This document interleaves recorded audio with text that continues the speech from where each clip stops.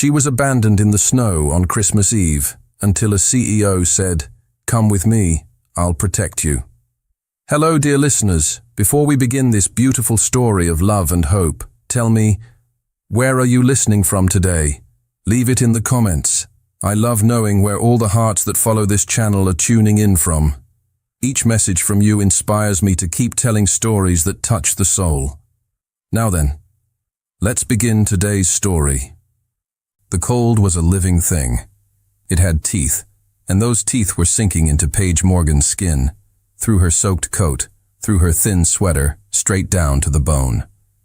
She sat on the curb in front of Riverside Station, her knees pulled tight against her chest, trying to trap what little warmth her body still held. It was 11 at night. Christmas Eve. The snow fell in thick, heavy curtains, transforming the world into a silent, suffocating blur of white. Everyone was gone. The last train had departed 20 minutes ago, carrying with it the final rush of travelers heading home to lit trees and warm embraces, to families, to love, to the kind of belonging Paige had spent most of her life watching from a distance. Her phone was dead, a useless black rectangle in her pocket. Her wallet was gone, stolen 2 hours earlier on the subway by hands she never even saw. Just a bump, a jostle in the crowd, and then emptiness where security used to be. And Marcus, her boyfriend of 2 years, the man who had promised, absolutely promised, to pick her up from the station. He hadn't come. 17 calls from the payphone inside the station, 17 trips to voicemail. His voice, casual and recorded, telling her to leave a message. She had stopped leaving messages after the 9th call. Paige wrapped her arms tighter around her knees, her fingers so numb now they barely registered as part of her body. Her breath came out in short, visible puffs that disappeared into the falling snow. She could feel her body starting to shake, violent tremors she couldn't control. A man in a thick winter coat hurried past her, his eyes sliding over her as if she were part of the architecture. A woman followed, heels clicking fast, phone pressed to her ear, laughing about something warm and far away. No one stopped. No one looked twice at the girl freezing on the curb. For the first time in years, Paige let herself cry. The tears were hot against her frozen cheeks, a strange contrast that lasted only seconds before they too turned cold. Then colder, then frozen, tiny tracks of ice on her skin. 3 hours ago, she had been on the train from Millbrook, coming back from visiting her grandmother, her only family, the woman who had raised her after Paige's mother died when she was 7. Eleanor had been so pale in that hospital bed, her hands thin as paper, her breathing shallow. But she had smiled when Paige walked in, that same smile that had greeted Paige every day after school, every scraped knee, every broken heart. "You should go back to the city, sweetheart," Eleanor had insisted, her voice weak but firm. "Go spend Christmas with Marcus. You deserve to be happy. You deserve to celebrate." Paige hadn't had the heart to tell her the truth, that Marcus barely remembered important dates, that he made her feel lonelier when she was with him than when she was alone, that she wasn't even sure he loved her, or if she was just convenient. Easy. There. But Eleanor had looked so fragile, so hopeful, that Paige had simply smiled and promised to be happy. Now, sitting in the snow, her body shaking so hard her teeth chattered, Paige wondered if anyone would notice if she just disappeared, if she simply stopped moving and let the cold do its work. Another statistic, another tragedy buried in the back pages of the newspaper. Her coat was soaked through, useless. Her fingers had gone from numb to a strange, distant ache. She knew distantly that this was dangerous, that she needed to move, find shelter, call someone. But who? Marcus wasn't coming. Eleanor was too sick, too far away. And Paige didn't have friends. Not real ones. Just co-workers who smiled at her during shifts and forgot her name the moment she clocked out. The emotional exhaustion was heavier than the physical cold. It pressed down on her chest, making each breath harder than the last. She was so tired, so deeply, endlessly tired. Maybe she could just rest here, just for a moment, just until the shaking stopped. Her eyes started to drift closed, And then she heard it. The low, steady purr of an engine.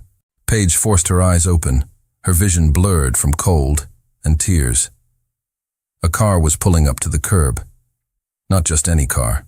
A sleek black sedan, the kind she only saw in movies, the kind that cost more than she would make in 5 years. The engine cut off. For a moment, nothing happened. Then the driver's door opened. A man stepped out. Tall, broad-shouldered, wearing a dark suit under a wool coat that probably cost more than her entire wardrobe. Snow was already gathering in his dark hair, dusting his shoulders. He stood there for a moment, looking around the empty station, his expression unreadable. Then his eyes found her. They were gray, storm cloud gray, the kind of gray that saw everything. For 3 heartbeats, they simply stared at each other across the falling snow. Paige watched as his eyes narrowed, taking in the scene. The girl on the curb, the soaked coat, the empty station. The snow accumulating around her like a burial shroud. His jaw tightened. He moved toward her, his footsteps crunching in the fresh snow, and she could see the exact moment genuine alarm crossed his features. "Are you all right?" His voice was deep, rough with concern that sounded real. Paige tried to answer. Her mouth opened, but her teeth were chattering so violently that the words came out broken, shattered. "I'm waiting for someone." It was a pathetic lie. They both knew it. The man's eyes flicked to the empty parking lot, to the snow that was now several inches deep and still falling. "How long have you been out here?" She didn't answer, couldn't answer. He stepped closer, and she saw his expression shift from concern to something sharper. Fear. "Your hands are blue." It wasn't a question. It was a diagnosis delivered with the kind of certainty that came from knowledge. "You're going into hypothermia." Before she could protest, he was already shrugging out of his coat. The expensive wool coat that probably cost thousands. He draped it over her shoulders, and the warmth that clung to the fabric hit her like a physical force. Paige almost sobbed with relief. The heat was so intense, so unexpected, that it hurt.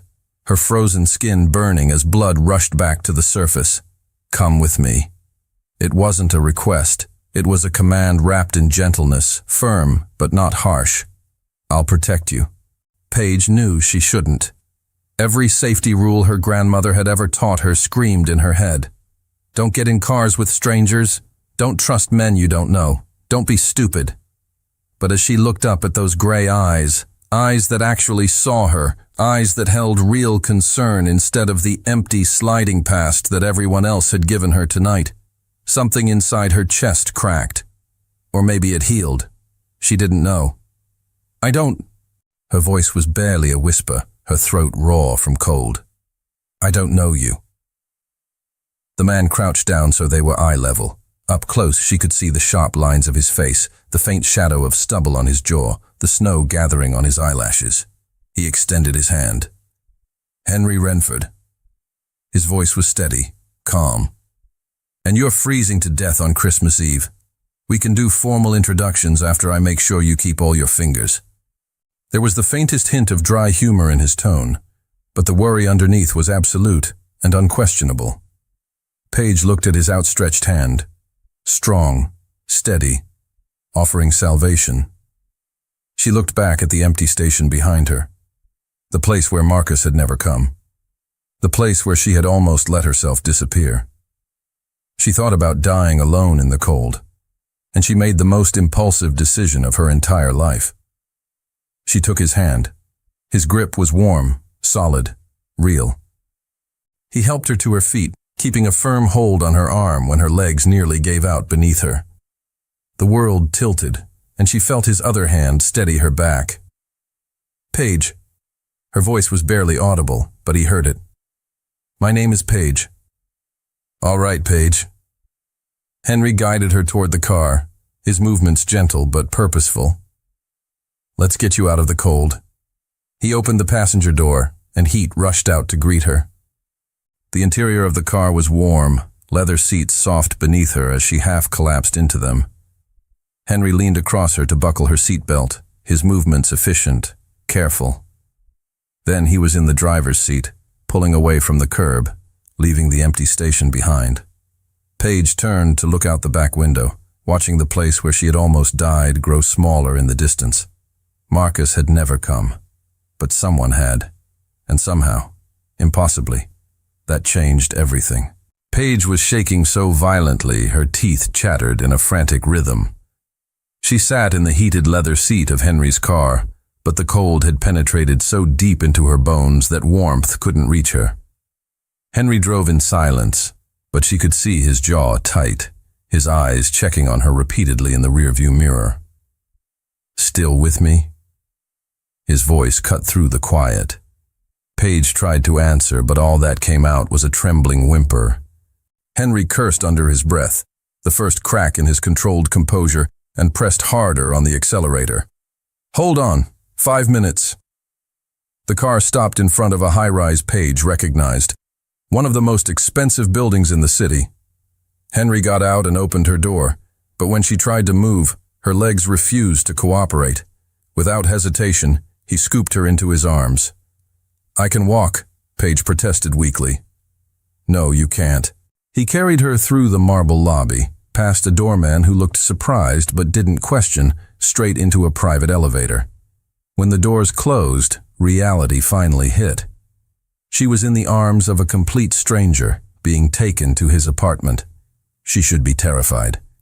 But all she felt was the warmth of him through her wet clothes, the strength of his arms holding her carefully, and a strange sense of safety. The elevator opened directly into a penthouse. Paige caught a glimpse of floor-to-ceiling windows, sleek minimalist furniture, a perfectly decorated Christmas tree. Henry carried her straight to the bathroom and turned on the shower, adjusting the temperature carefully. "You need a hot shower. Now." He turned to Paige, who was leaning against the sink, still shaking. "Take off the wet clothes. I'll be back with dry ones in 5 minutes. Can you manage?" Paige nodded, but when he closed the door and she tried to remove her coat, her fingers were so numb they could barely grip the zipper. Tears came back. Frustration, exhaustion, complete humiliation. She was pathetic, abandoned, depending on a stranger's charity on Christmas Eve. A soft knock on the door. "Paige, are you all right?" She didn't answer, didn't trust her voice. The door opened slightly. "I'm coming in. Tell me if you're not comfortable." Silence. Henry entered, eyes carefully focused on her face, not her body. When he saw she was still fully dressed, still shaking violently, his expression softened. "Let me help."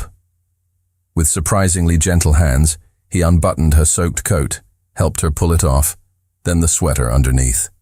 He stopped when he reached her blouse, leaving her some dignity. "Can you handle the rest?" Paige nodded. "I'll be right outside. Call if you need me." He left, closing the door. 15 minutes later, Paige emerged from the bathroom wrapped in a fluffy robe 3 times her size. Her hair was damp, her skin finally returning to pink instead of blue. Henry was in the kitchen, making something that smelled like hot chocolate. When he saw her, he stopped. "Better?" "Much," Paige whispered, her voice hoarse. "Thank you. I don't know what would have happened if you hadn't." She didn't finish. Didn't want to think about it. Henry brought 2 mugs to the living room, gesturing to the couch. Paige sat, pulling the robe tighter. He took the armchair across from her, keeping a respectful distance. "Want to tell me what you were doing freezing to death on Christmas Eve?" The question was gentle but direct. Paige stared at the mug in her hands. She could lie. Should lie. But something about the way Henry looked at her, without judgment, without pity, just genuine interest, made the words spill out. "My boyfriend was supposed to pick me up. He didn't come. My phone died. My wallet was stolen on the subway. I had nowhere to go." Her voice broke. "And I think he just didn't care enough to show up." The silence that followed was heavy. Then Henry spoke, and there was a current of anger in his voice that made Paige look up. What kind of man leaves his girlfriend freezing alone on Christmas Eve? It wasn't really a question. Paige laughed, a bitter, joyless sound. The kind who never really loved me, I guess. And somehow, saying it out loud to a stranger was both liberating and devastating. Paige woke up disoriented. For a moment, she didn't recognize where she was.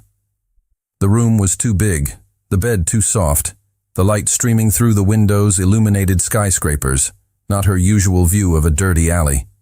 Then it all came back. The snow. Henry. The penthouse. She sat up quickly, panic rising in her chest. What time was it? How long had she slept? She was wearing a t-shirt that clearly belonged to Henry, enormous on her, smelling of masculine soap, and something indefinable that made her stomach do strange flips. A soft knock on the door. Paige, are you awake? Henry's voice. Can I come in? Yes, she managed. Henry entered carrying a tray, coffee, toast, scrambled eggs. Thought you might be hungry. He placed the tray on the bed carefully, keeping a respectful distance. In daylight, Paige really saw him for the first time. He was younger than she'd initially thought, maybe late 20s, early 30s, handsome in an aristocratic way, with those gray eyes that seemed to see right through her. What time is it? She asked, grabbing the coffee gratefully. Noon. You slept almost 12 hours. Your body needed it. He sat in the chair near the window. How are you feeling? Better, embarrassed. Paige couldn't meet his eyes. I'm so sorry for invading your Christmas like this. You probably had plans and… I didn't, Henry interrupted gently. I was coming back from a boring business dinner when I saw you, and I'm grateful I did. Paige finally looked at him. Why? Because no one should be alone and freezing on Christmas Eve. And because… He hesitated, as if weighing his words. Something about you made me stop the car. Normally I would have just called emergency services and kept driving, but I couldn't leave you there. The air between them grew heavy with something Paige couldn't name. Her phone, which Henry had put on charge overnight, suddenly rang on the nightstand. She picked it up, saw the name on the screen, and felt her stomach sink. Marcus. 17 missed calls, 23 messages. She opened the most recent one. Where the hell are you? I went to pick you up this morning and you weren't there. This is ridiculous, Paige. Call me now. Paige felt rage, pure, incandescent rage, burn through her. He went to get her this morning, 12 hours later, after she'd spent the entire night in the cold. Everything okay? Henry's voice brought her back. Paige looked at him. This man who was essentially a stranger, but who had shown more care in 12 hours than Marcus had in 2 years. It's him. Marcus. He finally showed up. This morning. Her voice trembled with suppressed emotion. 12 hours too late. Henry said nothing. Just waited. And somehow that silence gave Paige courage. She dialed Marcus's number. He answered on the first ring. Hello? Marcus, it's me. It's Paige. A pause. Paige, whose phone are you using? That's what you're asking? Her voice cracked. You were supposed to pick me up last night, 12 hours ago. I was waiting in the snow. My phone died. Where were you? Another pause, longer this time. Then Marcus sighed, actually sighed, like she was inconveniencing him. Look, babe, something came up. The guys wanted to hit the bar for Christmas Eve. I figured you'd just grab an Uber or something. The room tilted. He hadn't forgotten. He had chosen a bar over her, chosen his friends over making sure she was safe. I didn't have my wallet, Paige whispered. It was stolen. Well, how was I supposed to know that? Marcus's tone shifted to defensive. You're always so independent. I thought you'd figure it out. Are you seriously calling me now to guilt trip me about this? Paige looked at Henry. His expression was cold, controlled fury. We're done, Marcus. The words came out steady, final. Don't call me, don't text me, we're done. What? Paige, come on, don't be dramatic. She ended the call. Her hands were shaking. She had just ended a 2-year relationship in 30 seconds. She should feel regret, should feel fear, but all she felt was light, as if she'd released a weight she'd been carrying for years. Are you okay? Henry asked gently. Paige looked at him, really looked, at the way he watched her with genuine concern, at how he maintained respectful distance even in his own apartment, at how he'd stopped the car last night when everyone else simply passed by. I don't know, she admitted honestly, but I think I will be. The smile Henry gave her was small, but it completely transformed his face. Good. Because I made Christmas turkey. Too much for one person, and it would be a shame to waste it. There was an implicit invitation there. Spend Christmas Day together.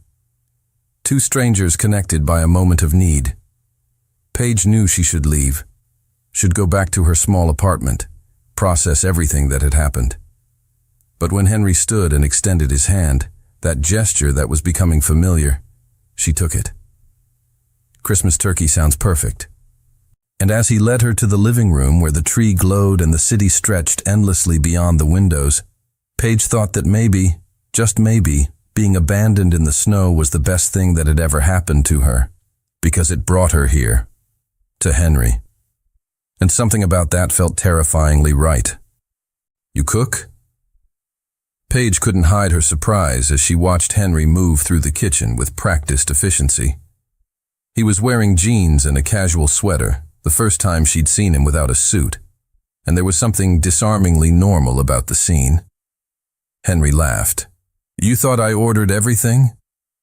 You live in a penthouse in the most expensive building in the city, Paige pointed out, gesturing at the space around them. People like you usually have personal chefs. Usually I do, he admitted, seasoning something on the stove. But I gave the staff the holidays off, and I like cooking. It's calming.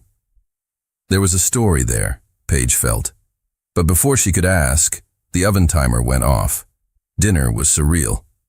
They ate at the elegant dining table, snow still falling softly outside, the entire city wrapped in festive silence. Henry was an excellent cook. The turkey was perfect, the sides delicious. But what really surprised Paige was the conversation. They talked about everything and nothing. Henry told her about growing up an only child to absent parents, building a business empire in his 20s as a way to prove his worth. Renford Industries, he said when Paige asked. Medical technology. We develop equipment that saves lives. There was pride in his voice, but also something else. Loneliness, perhaps. And you? He asked. What do you do when you're not being abandoned in the snow? Paige laughed, though the question still stung. I work at a bookstore.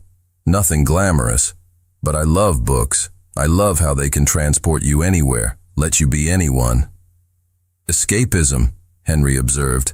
Not judgment, just understanding. Sometimes the real world is too much. Sometimes, Paige agreed softly. For a moment, their eyes met across the table, and there was an understanding there. 2 strangers discovering they might not be so strange to each other after all. After dinner, they moved to the living room. Henry turned on the fireplace with a remote control, and Paige couldn't help but laugh. Of course you have a remote control fireplace. Are you mocking my technology? There was humor in his voice. A little.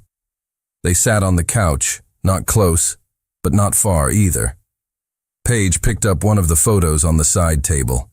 It was Henry, younger, with a beautiful dark-haired woman. Your mother? She was. Henry's voice grew quieter. She died 5 years ago. Cancer. Paige immediately regretted asking.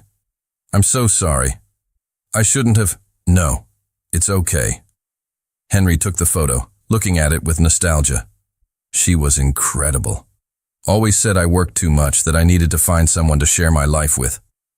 He laughed without humor. I think she'd be disappointed I'm still alone. Why are you?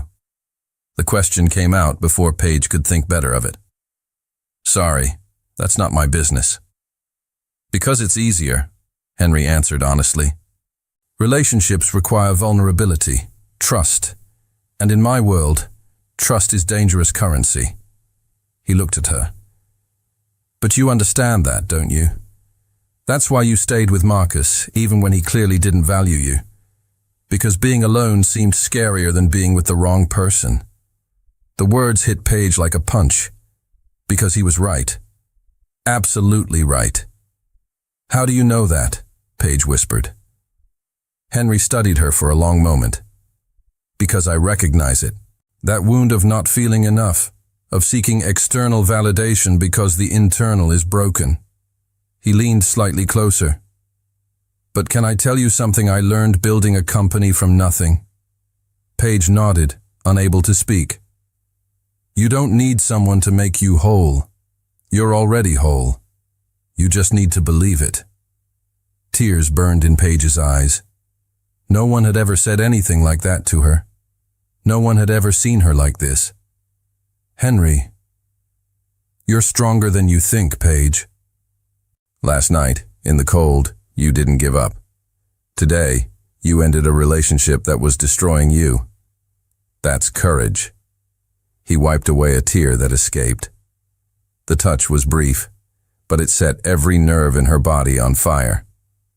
Don't diminish yourself just because someone was too stupid to see your worth. The silence that followed was charged. Paige was acutely aware of how close they were now, how his warmth seemed to fill all the space between them. I should go, she said suddenly, standing up. Because if she stayed one more minute, she'd do something stupid, like lean in and find out if his lips were as soft as they looked. Henry stood too. Do you have somewhere to go? The question was gentle but direct, and Paige realized her apartment was tiny, cold, full of memories of Marcus. The idea of going back there today felt unbearable. I have an apartment. That's not what I asked. Henry studied her. Stay, at least tonight. I have plenty of rooms, and tomorrow, if you want to leave, I won't stop you. Paige knew she should refuse, but when she looked around at the warm apartment, at the glowing tree, at Henry watching her with those gray eyes that made her heart race, she realized she didn't want to go. Not yet. Okay, she whispered. One more night. And the smile Henry gave her, it was worth every second of uncertainty. Paige woke to the smell of coffee and something sweet baking. For a disoriented moment, she thought she was home with her grandmother, those rare, precious mornings when Eleanor made pancakes. Then reality settled in. She was in Henry's penthouse. Again. She should have left yesterday, but she hadn't. And now it was her third morning here, and something about that should feel strange, but it didn't. It was terrifyingly comfortable. She came downstairs to find Henry in the kitchen, wearing a suit this time, clearly ready for work. Good morning, he said, pouring coffee for her without asking. He'd already learned how she liked it. Milk, 1 sugar. I made waffles. I hoped you'd like them. They ate at the kitchen counter, a surprisingly domestic morning routine. Do you have to work today? Paige asked. Board meeting at 10. Unfortunately, business empires don't run themselves. There was a touch of regret in his voice. What will you do? Go back to my apartment, I guess. Look for my old phone that might still work. See if I can recover my wallet. The prospect felt exhausting.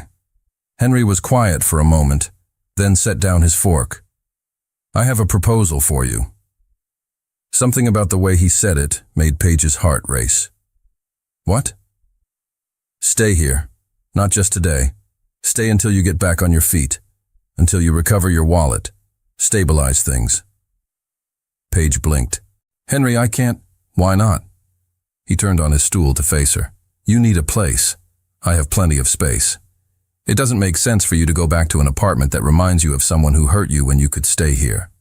I barely know you, Paige protested, though something inside her was screaming to say yes. And you barely know me. I could be, I don't know, a freeloader or something. Henry laughed, a genuine sound that completely transformed his face. Paige, you thanked me 5 times yesterday for making dinner. You washed the dishes even after I told you not to. You're the least freeloader-ish person I know. He grew serious. Look, I know this is unconventional, but there's something about you. I can't explain it. But since I found you at that station, my apartment doesn't feel so empty. And maybe we both benefit from not being alone this Christmas. Paige's heart was beating so hard she was certain he could hear it. What if people talk? What if they think that we care what strangers think? Henry interrupted gently. Paige, I built $1 billion company. Trust me, people always talk. I learned not to listen. He waited, giving her space to process. No pressure. If you want to leave, I'll call a car and make sure you get home safely. But if you want to stay, the offer's open, for as long as you need. Paige looked around, at the apartment that had become a refuge, at the city sparkling outside, at Henry watching her with careful hope. She thought about her cold apartment full of bad memories, thought about spending the next few days alone, picking up the pieces, and then she thought about staying here, where for the first time in years she felt seen. Okay, she said, before she could convince herself otherwise. I'll stay, but temporarily, and I'll pay rent as soon as… Henry shook his head. No rent. You can keep me company at dinner. That's payment enough. He extended his hand, that gesture that was becoming their ritual. So we have a deal? Paige took his hand. The touch sent electricity up her arm. We have a deal. Henry smiled, and there was something in his eyes that made Paige's stomach flip. Good, because I need to confess something. What? Paige was suddenly nervous. I kind of already put your clothes in the wash yesterday when you were sleeping, and I bought some basics I thought you might need. Toothbrush, shampoo, those things. He looked almost embarrassed. I hope you don't mind. Paige couldn't help but laugh. You were that sure I'd stay? No, I was hopeful. The raw honesty of those words stole her breath. They stood there, hands still clasped, eyes locked, and something passed between them. A promise, a beginning, a fundamental shift. Then Henry's phone rang, breaking the moment. He cursed under his breath, checking the screen. My assistant, I need to go. But before leaving, he leaned in and kissed the top of her head, a gesture so natural yet so intimate, it made Paige's heart stop. See you at dinner? See you at dinner, she confirmed, her voice barely above a whisper. And when he left, Paige stood alone in the enormous apartment, realizing that in 3 days, her life had completely turned upside down. She'd gone from abandoned in the snow to living with a billionaire. And the scariest part? It felt absolutely right. The intercom buzzed at 3 in the afternoon, while Paige was curled up on the couch reading one of the many books from Henry's library. She hesitated. It wasn't her place to answer. But when it buzzed again insistently, she stood and pressed the button. Yes? Where is Henry Renford? The voice was female, sharp, commanding. This is his apartment. Paige froze. He's at work. Can I help you? You can let me up, now. Something in the voice made Paige obey instinctively. She pressed the button to release the elevator, then ran to check herself in the mirror. Messy hair, wearing leggings, and one of Henry's t-shirts she'd borrowed. Great. Just great. The elevator opened and a woman stepped out. Tall, slim, designer dress, impeccable blonde hair, beautiful in an intimidating way. Her eyes swept over Paige from head to toe, and the disapproval was palpable. Who are you? The woman asked, without preamble. And what are you doing in Henry's apartment wearing his clothes? Paige felt her face heat. I'm a friend. My name is Paige. A friend. The woman laughed, a humorless sound. Henry doesn't have friends. He has business associates and women who stay one night. She removed her coat, tossing it on the couch as if she owned the place. So which are you? I'm sorry, but who are you? Paige found the courage to ask. The woman raised an eyebrow. Victoria Ashford, Henry's fiancée. Paige's world stopped. Excuse me? Well, ex-fiancé, Victoria corrected with a casual wave of her hand. We broke up 6 months ago, but Henry and I have history. And after thinking about it over the holidays, I realized I made a mistake. I came to get him back. She studied Paige with sharp eyes. And you, whoever you are in my way. Paige's phone was in her hands before she realized it, dialing Henry. He answered on the third ring. Paige, is everything okay? Henry, there's a woman here, Victoria. She says she's your ex-fiancé. The silence on the line was deafening. Then, quietly, Damn, I'm coming home now. Don't let her intimidate you, I'll explain everything. Victoria had clearly heard the conversation. She smiled, predatory. He didn't tell you about me. There was satisfaction in her voice. How interesting. Let me guess. He found you in some sad situation, played the white knight, and now you think there's something special between you? Every word was a knife, because that was exactly what had happened. I've known Henry for 10 years, Victoria continued, circling Paige like a predator. We grew up in the same circles. I understand his world, his ambitions, his needs. You? She laughed. You're a Christmas charity project. Once the novelty wears off, he'll realize we're meant for each other. Paige felt nausea rising, because Victoria was just voicing her own fears, that this was too good to be true, that Henry would realize she didn't belong in this world. Leave. Paige's voice was firmer than she felt. Henry told you to go. Did he say that? Victoria challenged. Or are you assuming? Before Paige could answer, the elevator opened. Henry practically ran out, tie loose, face flushed as if he'd been running. His eyes went immediately to Paige, checking if she was okay, before turning to Victoria. What are you doing here? His voice was cold as ice. I came to see you, obviously, Victoria said, her voice softening to something almost seductive. Henry, darling, we need to talk. About us. About the mistakes I made. There is no us, Henry said firmly. There hasn't been for 6 months. You broke up with me by text, remember? Because you decided I was emotionally unavailable. And I was wrong. Victoria moved closer, completely ignoring Paige. I shouldn't have given up so easily. We were good together, Henry. You know that. She placed her hand on his chest. Come back to me. Henry removed her hand gently but firmly. No. One word. Definitive. But Victoria didn't give up. Is it because of her? She pointed at Paige. That lost girl you took in like an abandoned puppy. Henry, be serious. She doesn't belong in your world. In a week you'll get tired of playing savior. Paige felt every word like a punch, because there was truth there. She didn't belong in this world of penthouses and designer clothes and women like Victoria, who were raised for this. Leave. Henry's voice was low, dangerous. Now, before I call security. Henry.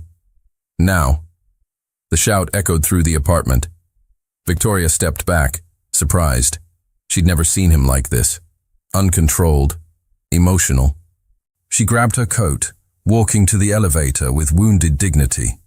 But before entering, she looked back. She'll disappoint you, Henry. And when she does, I'll be here. The doors closed. Silence. Henry turned to Paige, who was trembling, not from cold, but from adrenaline and fear and doubt.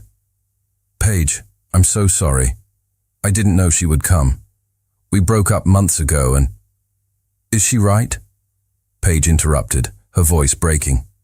Am I just a charity project? Will you get tired of me and realize she was better? Henry closed the distance between them in 3 steps, holding her face between his hands. Listen to me very carefully. Victoria was convenient. Our families knew each other. She understood the business world. But it was never real. It never felt... He searched for the words. It never felt like you feel. And then he kissed her. The kiss wasn't gentle. It was desperate, urgent, loaded with 3 days of unresolved tension. Henry's lips moved against hers hungrily, like he was dying of thirst and she was water. Paige gasped, and he took advantage, deepening the kiss. One hand tangled in her hair, the other firm on her back, pulling her closer. She should push him away, should demand explanations. But all she could do was melt against him, her arms rising to wrap around his neck, returning the kiss with equal fervor. Because for the first time in her life, Paige was being kissed like she was precious, like she was chosen.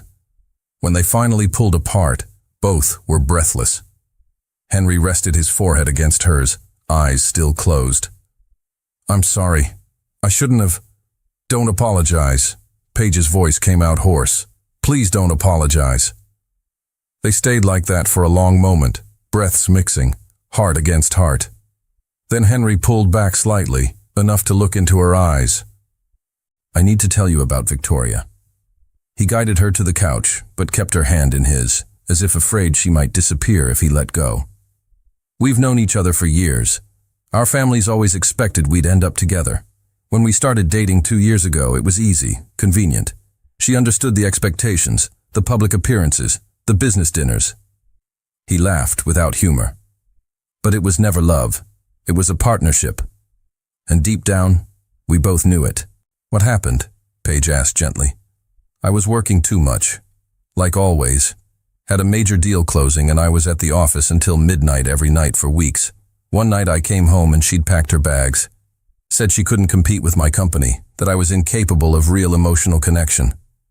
He looked at their joined hands. "And the saddest part? I felt relief, not sadness, relief." Paige squeezed his hand. "And now she's back."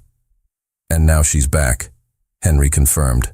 "But Paige, you need to understand. I don't want Victoria. I didn't even before I met you."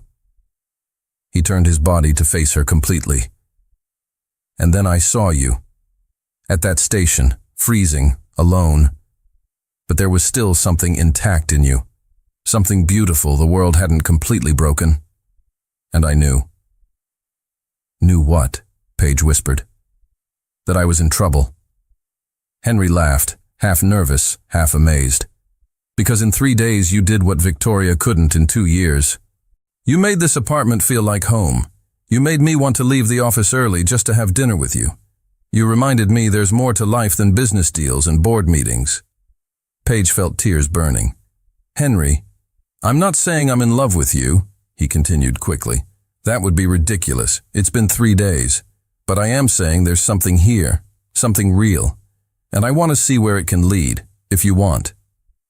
Paige's heart was beating so hard she could barely think. Every rational part of her was screaming to go slow, to protect herself, to remember that 3 days wasn't enough to know someone. But then she thought about Marcus, who she'd known for 2 years and never really saw her. And she looked at Henry, who in 3 days knew her better than Marcus ever did. "I'm scared," she admitted honestly. "Scared this is too good to be true. Scared I'll wake up and find it was just temporary Christmas fantasy." Henry held her face gently. "Then let's find out together. Slowly. No pressure." "But Paige..." He brushed his thumb across her lower lip. "I kissed you because I couldn't not kiss you anymore. And if you let me, I'll kiss you again, and again, until you have no doubt this is real." Before Paige could respond, her phone rang. The number was unknown. She hesitated, but something made her answer. "Hello? Paige Morgan?" A formal female voice. "Yes? This is St. Mary's Hospital. Your grandmother, Eleanor Morgan, was admitted to the emergency room an hour ago. She gave us your name as her contact. Could you come as soon as possible?" The world stopped. Grandmother. The only family she had. "What happened? Is she okay?" "The doctor will explain when you arrive. But it's serious, Miss Morgan." The phone slipped from Paige's hand. Henry caught it, processing the situation instantly. "The hospital? Your grandmother?" Paige nodded, unable to speak, panic rising in suffocating waves. I need to go, now. But I don't have a car and public transportation at this hour. She was hyperventilating. Henry pulled her into his arms, firm but gentle. Breathe. We'll figure this out. He grabbed his phone. Richard, I need the car. Now. Emergency. He hung up and looked at Paige. We're going together. I'll take you. You don't have to. I know. Henry kissed her forehead. But I'm going anyway, because you shouldn't be alone in this. Not anymore. And as they rushed to the elevator, Paige realized something. In 3 days, Henry hadn't just become a refuge from the cold. He'd become someone she could trust. Someone who showed up. For the first time in her life, she wasn't facing a crisis alone. And that changed absolutely everything. The hospital hallway smelled of disinfectant and despair. Paige paced back and forth in front of the intensive care unit, her nails digging into her palms so hard they left crescent-shaped marks. 15 minutes. It had been 15 minutes since the doctor went in to examine her grandmother, and every second felt like an eternity. Henry sat in the uncomfortable plastic chairs, watching her with silent concern. Sit down, he said gently. You're going to exhaust yourself. I can't.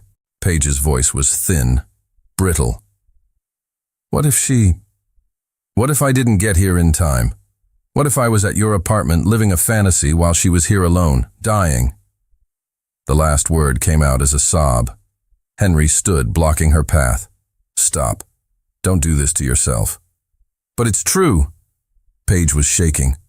I should have been with her. I shouldn't have come back to the city. I should have stayed. And then you would have frozen to death at that station, Henry interrupted firmly. Paige, you can't blame yourself for living your life. Your grandmother wouldn't want that. Before Paige could respond, the door opened. A middle-aged doctor came out, removing his surgical gloves. Family of Eleanor Morgan? Paige was beside him in a second. That's me, her granddaughter. How is she? The doctor, Dr. Matthews according to his badge, gestured to the chairs. Let's sit down. Just tell me if she's alive. The panic in Paige's voice was palpable. She's alive, the doctor confirmed quickly. But she's very weak. She had a stroke. Small, but at 82, any stroke is serious. Paige felt her legs give out. Henry caught her, guiding her to a chair. What's the prognosis? Henry asked when Paige couldn't. The doctor sighed. Hard to say. The next 48 hours are critical. If she makes it through, recovery will be slow. Physical therapy, possibly speech therapy if there's language damage. She'll need constant care. Can I see her? Paige finally found her voice. Briefly.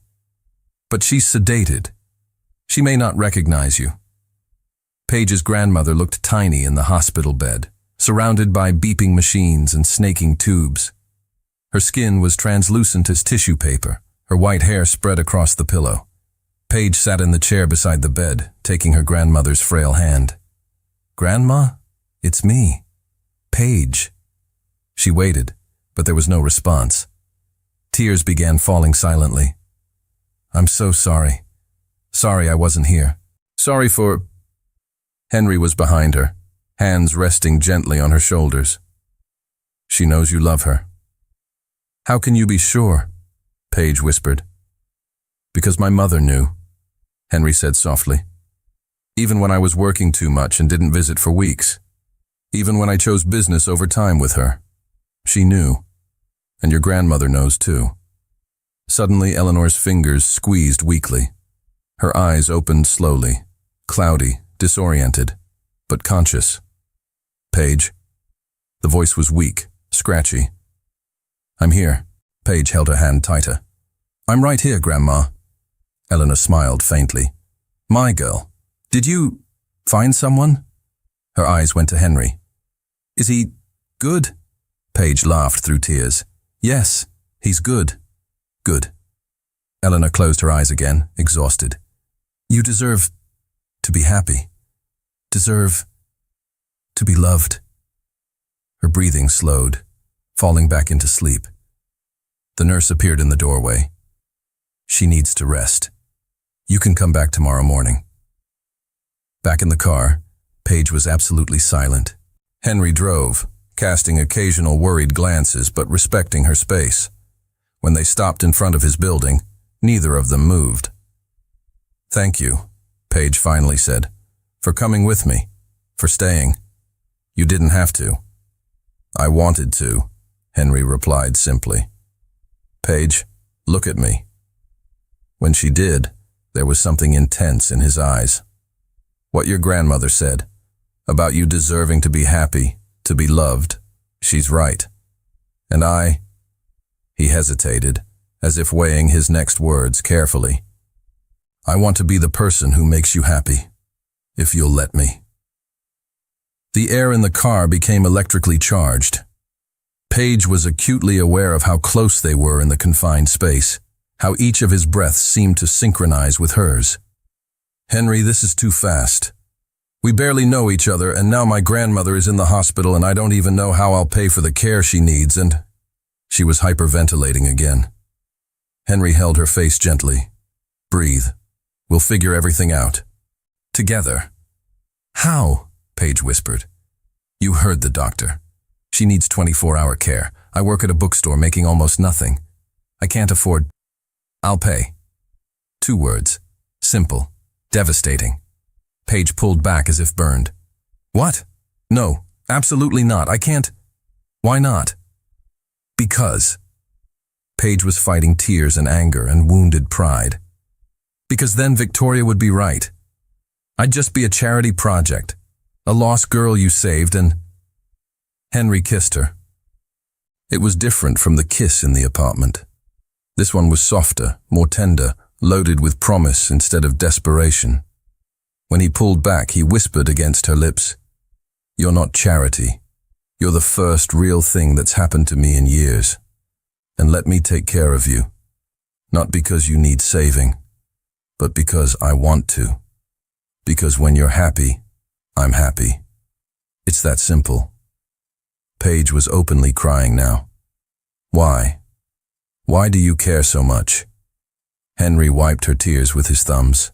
"Because in 3 days you showed me there's more to life than building empires. You made me laugh. You made this empty apartment feel like home. You made me want to be someone better." He pressed his forehead to hers. "Let me help. Please." And Paige, exhausted and scared and so tired of fighting alone, finally gave in. "Okay," she whispered. "Okay." But neither of them knew that the next day, everything would change. Because Victoria Ashford didn't give up easily.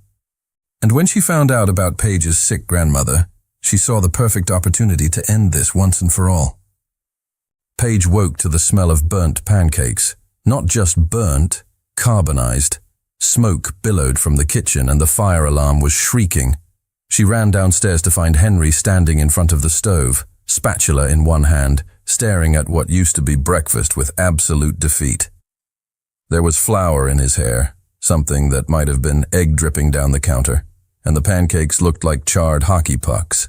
"Don't laugh," he said without looking at her, though there was a touch of self-deprecating humor in his voice.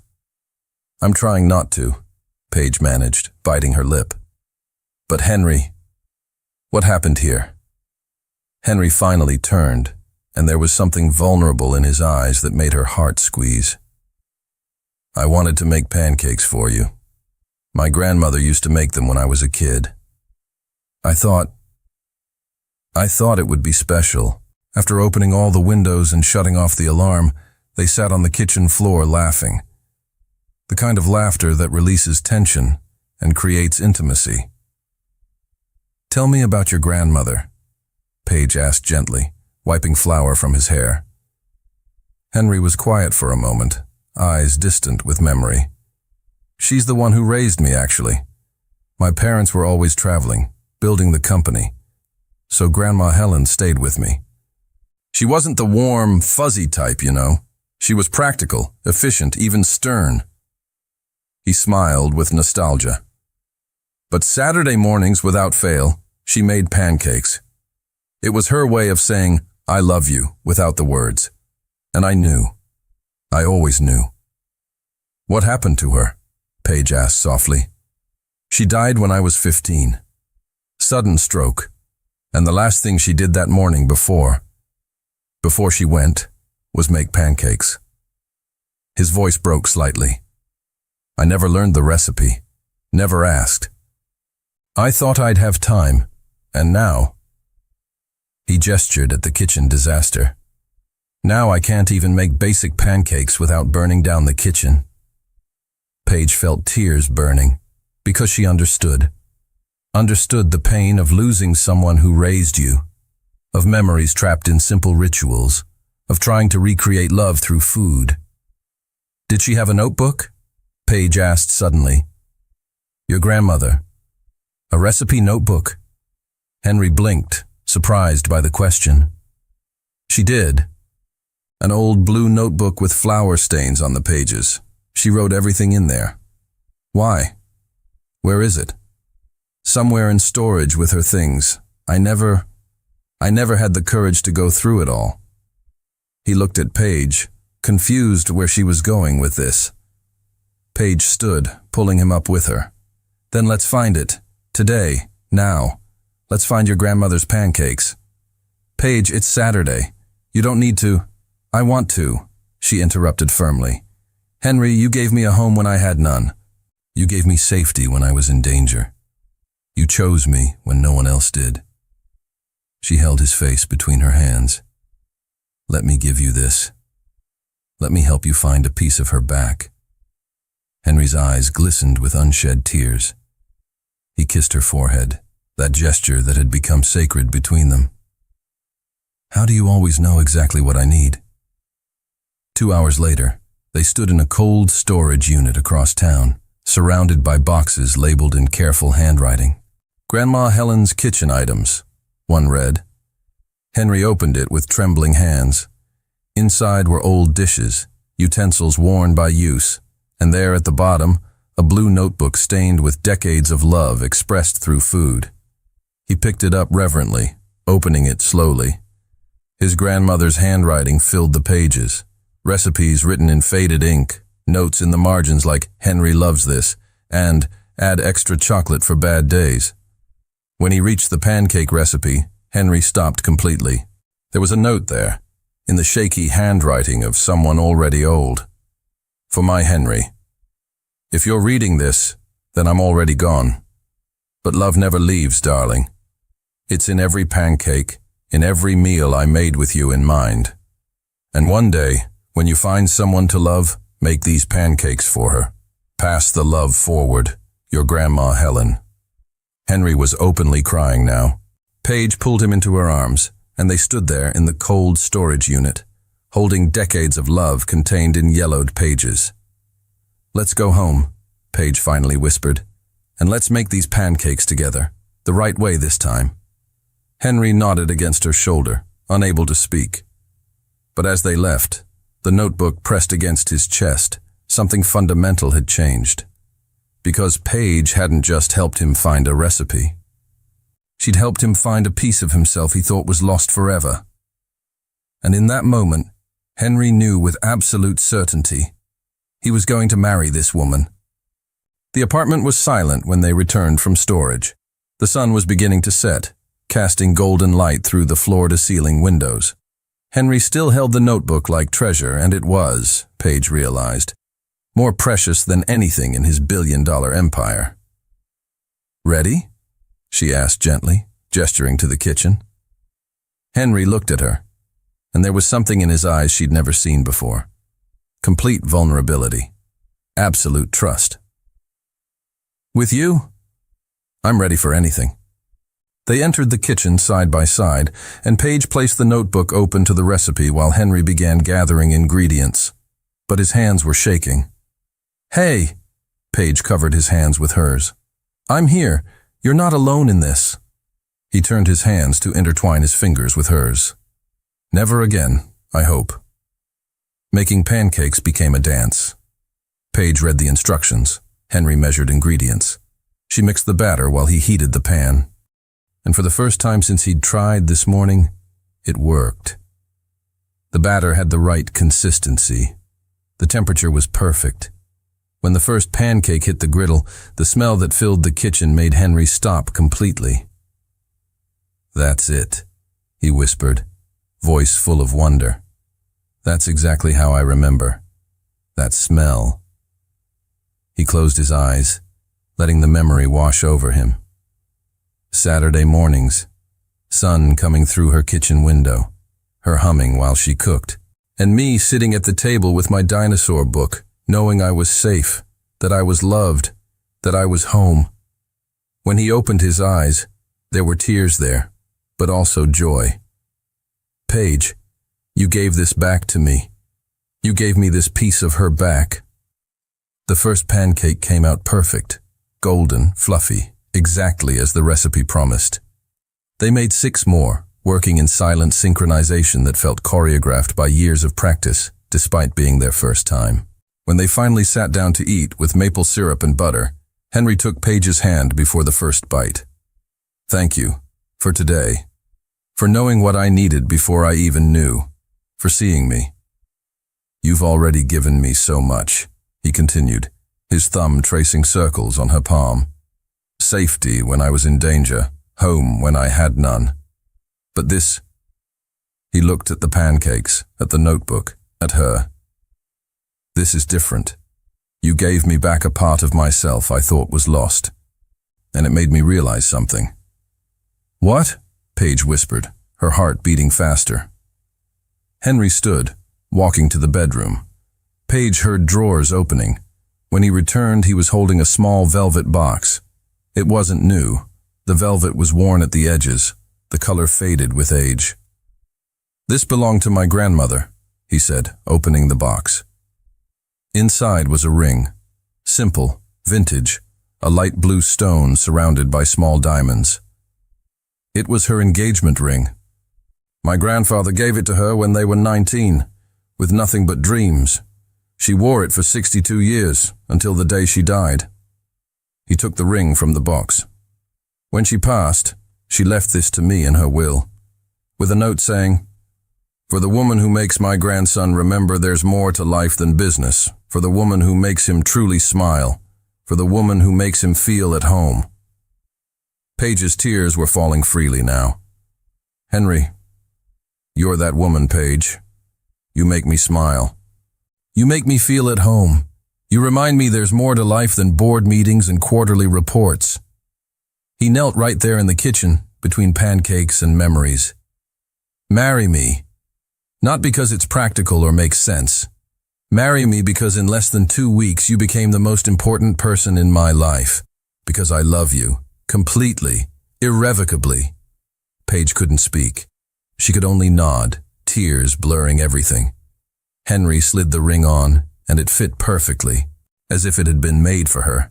As if his grandmother had known decades ago that one day this ring would find Paige. "Yes?" Henry needed confirmation, his voice full of hope and fear and love. "Yes," Paige finally managed.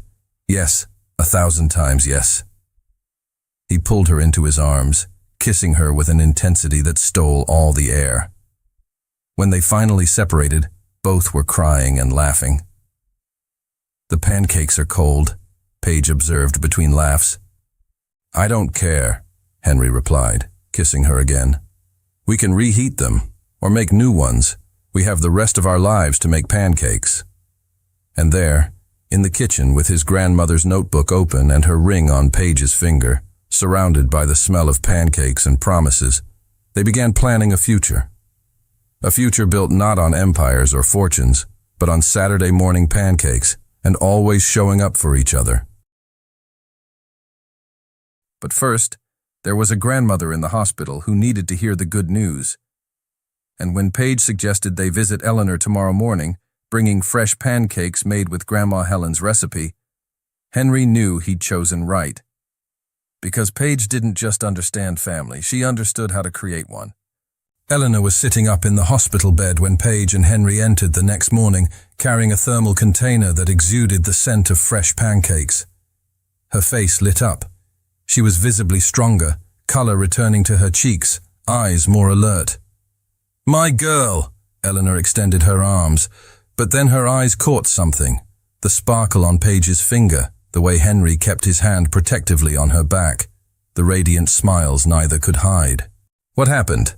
Eleanor asked, but there was knowing in her voice. She already knew. Paige approached the bed, extending her left hand. "Grandma, we're getting married." The silence that followed lasted only a second before Eleanor burst into tears of joy. "Come here, both of you," she ordered, pulling them into an awkward but perfect embrace. "I knew. The moment I saw you together that first night, I knew." She pulled back, holding Paige's face between her trembling hands. "My sweet girl." "You finally found someone who sees you, who chooses you." Then she turned to Henry. "And you, young man, will you take care of her? Always?" "With my life," Henry answered without hesitation. "She's everything." Eleanor nodded, satisfied. "Good. Now show me that ring." When Paige extended her hand, Eleanor gasped. It's a period piece. Victorian, if I'm not mistaken. Beautiful work." "It was my grandmother's," Henry explained, sitting in the chair beside the bed. "Grandma Helen. She passed when I was 15, but she left this for me, for the right woman." "Smart woman," Eleanor said approvingly. "She knew you needed someone special, someone who could soften those harsh businessman edges." She poked Henry gently. "You were so serious when we first met, all business. But now," she smiled, "now you look young, happy, alive." Henry exchanged glances with Paige. "She does that, makes me remember there's more to life." "Good." Eleanor leaned back on the pillows. "Now, about this wedding, when, where, and more importantly, can I get out of this hospital in time to be there?" "Actually," Paige said, looking at Henry for confirmation, "we wanted to ask, would you give us your blessing, officially?"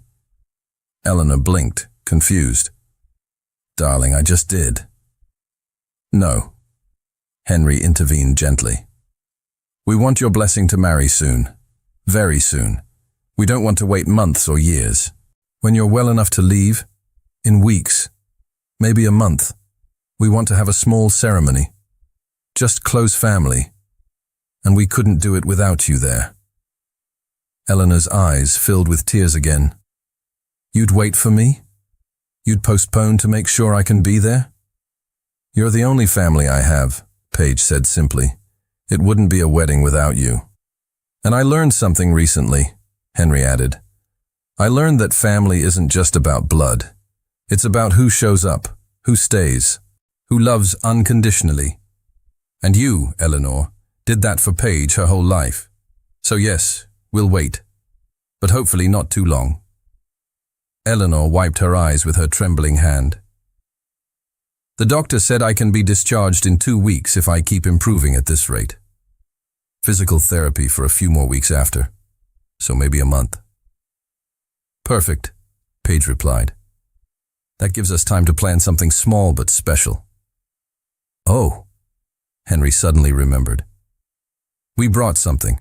He opened the thermal container, revealing pancakes still warm. "Made with my grandmother's recipe. Paige helped me find it yesterday. We thought you might like a real breakfast instead of hospital food." Eleanor took a pancake, biting slowly, her eyes closed. "Oh, this is delicious. Your grandmother knew how to cook." "She did," Henry agreed. "And she had good taste in women too, apparently. Left the perfect ring for the perfect person." They spent the entire morning there, eating pancakes, sharing stories, laughing. Eleanor told about Paige as a child, always with her nose in books, always dreaming of love stories that seemed impossible. Henry told about his grandma Helen, about Saturday pancakes and being raised with practical but deep love. And at some point, watching the two most important people in her life connecting, sharing, building bridges between past and future, Paige realized something. She hadn't lost family when she almost lost Eleanor. She'd gained more. She'd gained Henry. And through him, she'd gained the memory of Grandma Helen, gained a broader story of love passed forward. "What are you thinking?" Henry whispered, when Eleanor dozed off peacefully after lunch, exhausted, but happy. I'm thinking, Paige replied softly, that I used to feel alone, even surrounded by people. But now with you, with Grandma getting better, with your grandmother's memories living through that notebook. She looked at him. Now I feel like I finally have roots, belonging, home. Henry kissed the side of her head. You're my home, Paige, you and Eleanor. And in a month, we'll make it official. A month, Paige repeated, testing the words. It felt simultaneously too far away and too close. Scared? Henry asked. Terrified, Paige admitted. But the good kind of terrified. The kind that means something important is happening. Something important is happening, Henry confirmed. We're building a family. The kind we choose, that we create, that we nurture. And it's going to be perfect. He's right, Paige thought as she watched Eleanor sleeping peacefully. It's going to be perfect. Because for the first time in her life, she wasn't just being chosen. She was choosing too. And that difference changed everything. Christmas Eve again, exactly 1 year since that night at the train station. But today was completely different. Paige stood in front of the mirror in Eleanor's bedroom.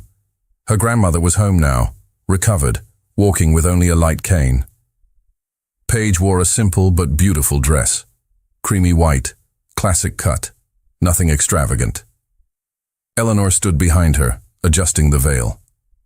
Your mother would be so proud, Eleanor whispered, eyes shining with tears. My daughter, your mother, she always wanted you to find true love. And you found it, darling. You really found it. Paige turned, embracing her grandmother. Thank you for everything, for raising me, for loving me when I felt unlovable, for staying. Always, Eleanor promised. Then she smiled mischievously. Now, let's make that boy wait a little longer. Tradition. The ceremony was in a small chapel a few blocks from the apartment. There were only 12 people. Eleanor, 2 close friends from Henry's college days, Paige's best friend from the bookstore, and a few others who meant something real to both of them. No spectacle, no media, just love.